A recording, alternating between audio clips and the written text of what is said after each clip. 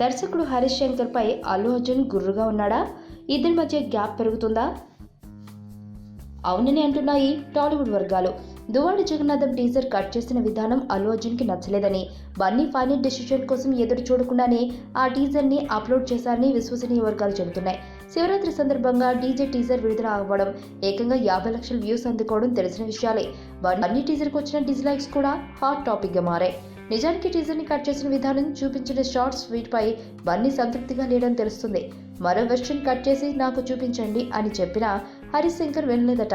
దిల్ రాజు కూడా Bunny final decision కోసం ఎదురు చూడకుండా టీజర్ ని ఎప్పుడు అప్లోడ్ చేద్దామా అంటూ తొందరపడ్డాడని, ఈ టీజర్ ని ఇన్ని హిట్స్ వచ్చినా ఇంకాస్త మంచి అవుట్పుట్ ఇవ్వాల్సిందే అని భావన బన్నీలో ఉందని, తొందరపడి టీజర్ రిలీజ్ చేసిన హరీష్ శంకర్ వ్యవహార శైలితో బన్నీ కాస్త అసంతృప్తిగా ఉన్నాడని టాక్.